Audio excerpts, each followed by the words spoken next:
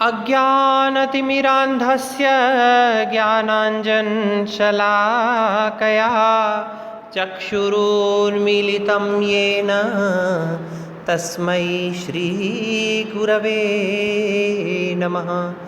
तस्मै श्रीगुरवे नमः। गत कक्षाओं में मैंने 12 वर्ण वाले द्रुत विलंबित वंशस्थ और भुजंग प्रयातम छंद के ऊपर चर्चा की थी। आज हम सब वसंत तिलका छंद के लक्षण, वृत्ति और उदाहरण तथा लक्षण संगति पर चर्चा करेंगे। सबसे पहले वसंत तिलका छंद के लक्षण को देखते हैं। लक्षण है उक्ता वसंत तिलका तभजा जगौ गह। ध्यान दीजिए, उक्ता कहा गया है वसंत तिलका, वहाँ वसंत तिलका है कहाँ? त जहाँ तगण हो, भ भगण हो, ज जगण, जगौ पुनः जगण, ग से गुरु और गह गुरु। तगण, भगण, जगण, जगण और गुरु। अब इसकी वृत्ति को देखेंगे हम। यह एक वार्णिक छंद है। इसमें 4 चरण होते हैं। कितने चरण हैं? 4 चरण हैं। इस छंद के प्रत्येक चरण में 14 वर्ण यानी 14 वर्ण होते हैं। इस छंद के प्रत्येक चरण में गणों का क्रम क्रमशः अभी हमने देखा तभजा जगौग, तगण, भगण, जगण, जगण, गुरु और गुरु होता है। अब तगण के गण चिन्हों को देखेंगे।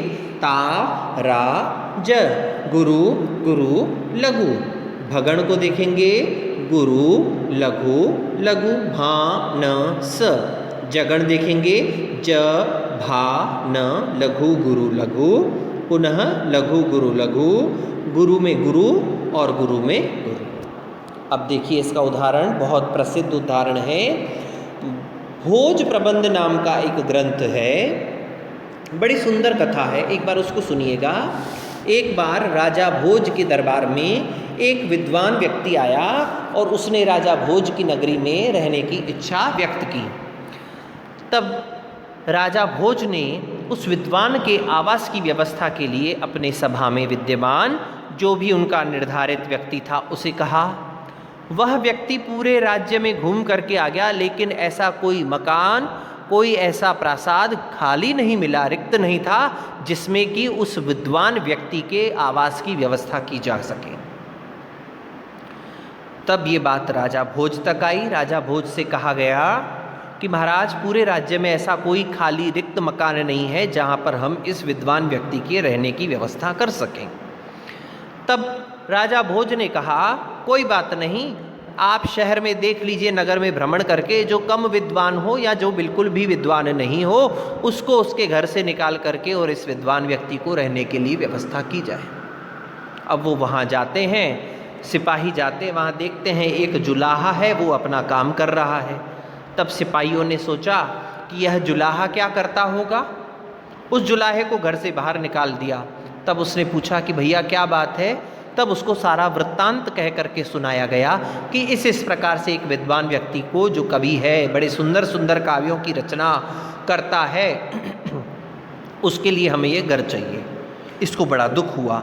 यह सीधे राजा भोज के पास पहुंचा और बड़ा ही सुंदर अपनी व्यथा को इस श्लोक के माध्यम से कहता है। क्या कहता है? काव्यम करोमि नहीं चारुतरम करोमि, काव्यम करोमि नहीं चारुतरम करोमि, यत्नात् करोमि यदि चारुतरम करोमि।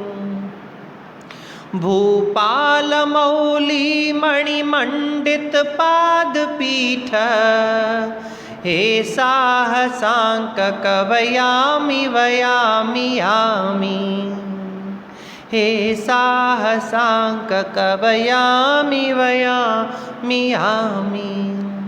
हे महाराज, काव्यम करोमि नहीं चारुतरम करोमि, मैं काव्य तो करता हूँ, काव्य की रचना तो करता हूँ, कविता तो करता हूँ, किंतु चारुतर बहुत अधिक सुंदर नहीं कर पाता, क्योंकि मैं जुलाहा हूँ, मेरा कर्म दूसरा है, मैं उस कर्म में व्यस्त रहता हूँ।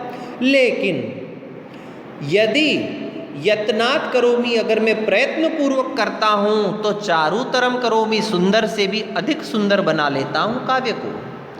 हे भूपाल मौली मणिमंडित पाद पीठ, अनेक राजाओं के मणि मस्तिष्क की मणि से सुशोभित चरण पीठ वाले, हे साहसांक, हे साहसी राजन।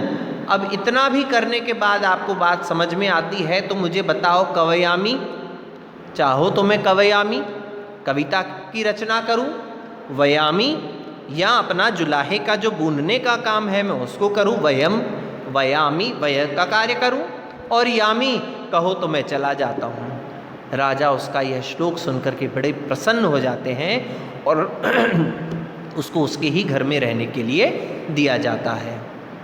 उन दूसरे विद्वान के लिए फिर कोई अन्य वैकल्पिक व्यवस्था की जाती है। बड़ा सुंदर श्लोक है, एक बार इसके अपन गण चिन्हों पर ध्यान देंगे।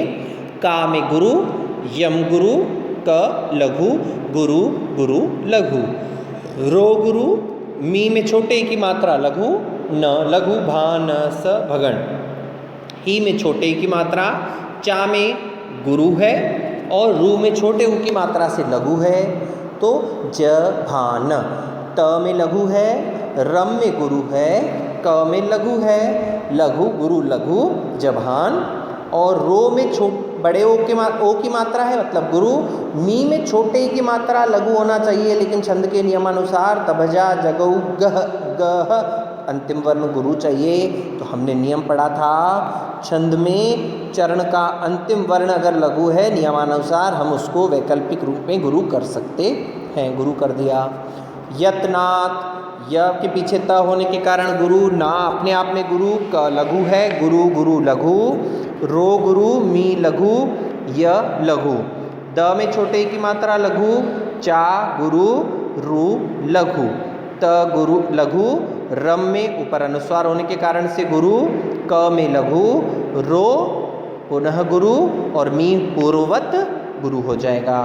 भू में गुरु, पा में गुरु, ल लघु, मऊ गुरु, ल में छोटे की मात्रा लघु, म लघु भगण, णी में छोटे की मात्रा लघु, म में पीछे ण है गुरु हो गया, ड में छोटे की मात्रा लघु, त लघु, पा गुरु, द लघु, फिर पी में बड़े की मात्रा गुरु है, ठ अंतिम वर्ण होने के कारण से गुरु, हे गुरु, सा गुरु, ह में ह्रस्व है लघु हो गया, सा गुरु है, क लघु, क में पुनः कवयामी का क लघु, व का लघु, या गुरु, म लघु, व यामी लघु गुरु लघु, और या में गुरु, म में पूर्ववत अंतिम वर्ण होने के कारण से गुरु, तगण भगण जगण जगण गुरु। यहाँ पर वसंत तिल का छंद है। एक बड़ा सुंदर सा और उदाहरण हमारे सामने आता है। जाड्यम धियो हरति सिंचति वाच सत्यम, मानो नतिम दिशति पापम अपाकरोति, चेतः प्रसादयति दिक्षु तनोति कीर्तिम, सत्संगति कथयः किम न करोति पुंसाम। बड़ा ही सुंदर श्लोक है।